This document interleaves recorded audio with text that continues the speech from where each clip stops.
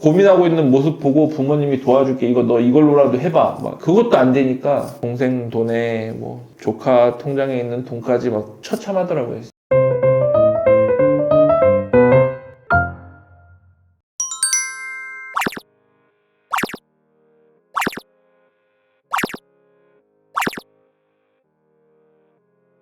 안녕하세요, 김민성 변호사입니다. 인사하시죠. 네, 안녕하세요. 저는 인천에서 요식업을 운영했었던 30대입니다. 일단 선생님은 우리 사무실에 와가지고 그죠? 네, 네. 저를 한번 봤었어요, 그죠? 예, 한번 네. 봤습니다. 그때 이제 우리가 요즘에 이 역전세 뭐 이런 게 문제가 되게 많았잖아요. 우리가 전세금을 돌려줘야 되는 돈도 있었고, 예, 그쵸. 우리가 깔고 있는 빚도 있었고, 네, 해가지고 그 당시에는 어쨌든 빚이 엄청나게 많은 상태로 오신 거예요, 그죠? 왜냐면 맞아요. 우리가 신용대출도 거의 막 2억, 3억 가까이 있었으니까. 네, 그죠. 뭐 어쨌든 그 촬영하기 전에 얘기를 많이 했었는데 이 집이야 뭐 이제 팔았으니까 뭐 그건 이제 팔았다 치고 3억은 왜 생긴 거예요, 빚이? 지금에 돌아서 생각하면 제 이제 소비 습관의 문제였던 것 같고요. 그러면 그 3억을 우리가 예를 들어 과소비를 했다 치면 네. 제일 기억나는 과소비가 있어요? 제가 여행을 좋아하는데 그냥 쉬는 시간이 나면 비행기표 끊었어요. 아, 그래요? 아니 우리 그 회사 갈 때 그 출입국 기록 뭐 이런 거 내잖아요. 그게 그러니까 최근이 아니었던 거죠. 아, 그 옛날에 그렇죠. 젊으니까 한창 돈 벌고 어렸을 때 스물 몇 예. 살 때 막 이때 막 엄청나게 돈도 못 벌면서 네. 여행을 엄청나게 다녔는데 그러니까 욜로가 유행하기도 전이었을 때 욜로를 얘기했는데.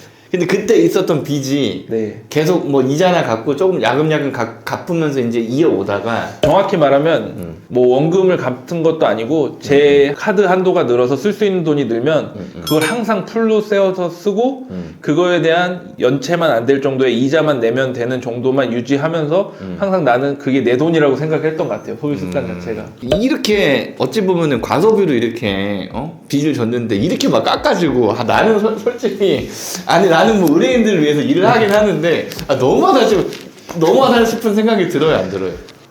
이게 너무 한 것 같다고. 그잖아, 너무하잖아. 아니 내가 뭐 무슨 뭐 나는 사업하다 망한 건 줄 알았어, 사실은.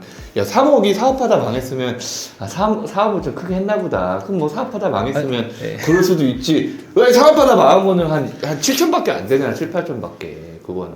아니, 정확히 말하면 한 그래도 1억 이상의 아, 그래요?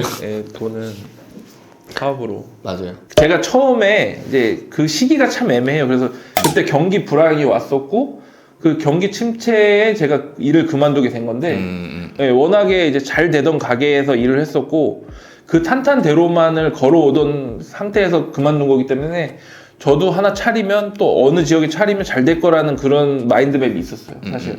근데 막상 현실은 엉뚱한 데서 이제 문제가 발생했죠, 사실. 천재지변과 같은 코로나. 시작하려고 생각할 때 그게 터진 거예요.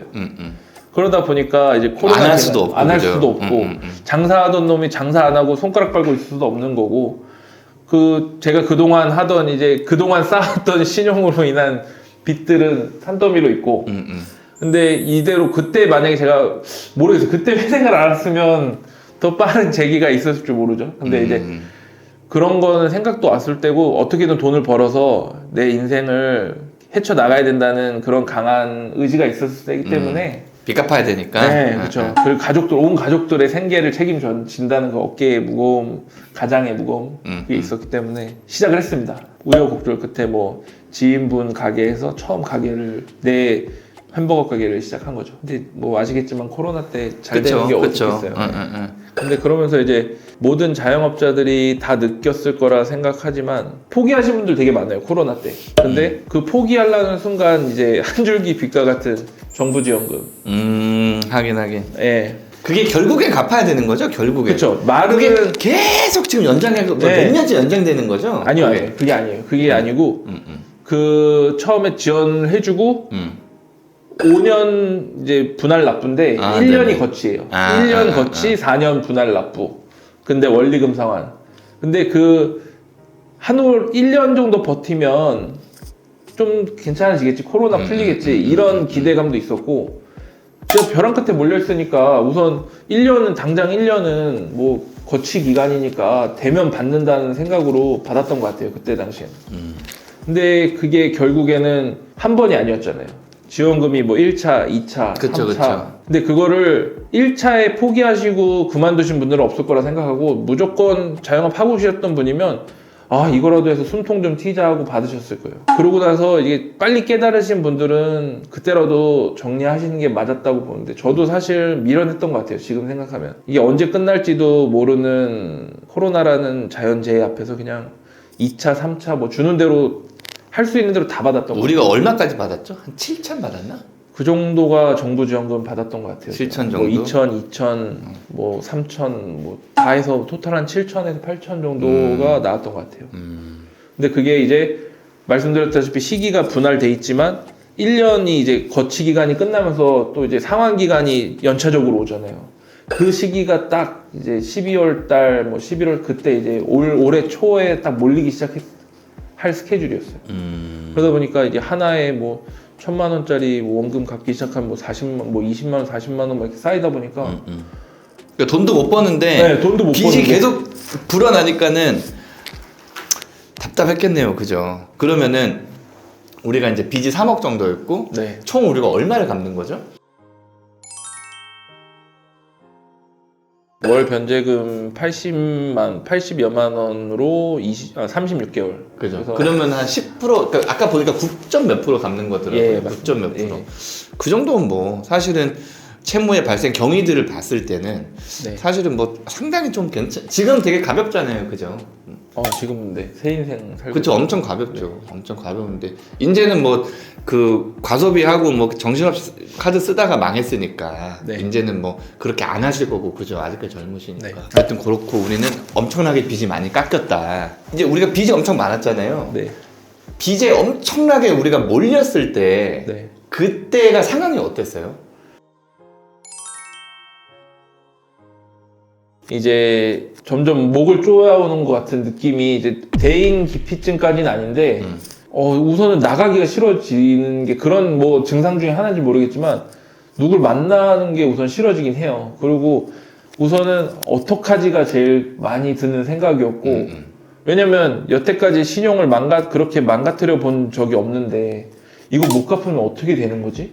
추심은 어떻게 당하는 거지? 그 별의별 생각이 들면서 이번 달만 막아보자는 생각으로 이제 가족들한테까지 손이 벌려지기 시작하니까 내 신용 하나로 내가 빌릴 수 있는 돈 다 빌려보다 봤으니까 이걸 이제 안 돼서 고민하고 있는 모습 보고 부모님이 도와줄게. 너 이걸로라도 해봐. 막 이렇게 믿고 해주시는 모습까지 왔는데 그것도 안 되니까 처참하더라고요. 진짜 뭐 망가질 대로 망가지고 그 상황에 이제 뭐 말씀드린다시피 뭐 동생 돈에 뭐 조카 통장에 있는 돈까지 막 그렇게 가니까 사람이 이게 할 짓이 아니다. 그거 갖고 있어요 지금? 그거는 이제 다 상환했죠. 아 그래요?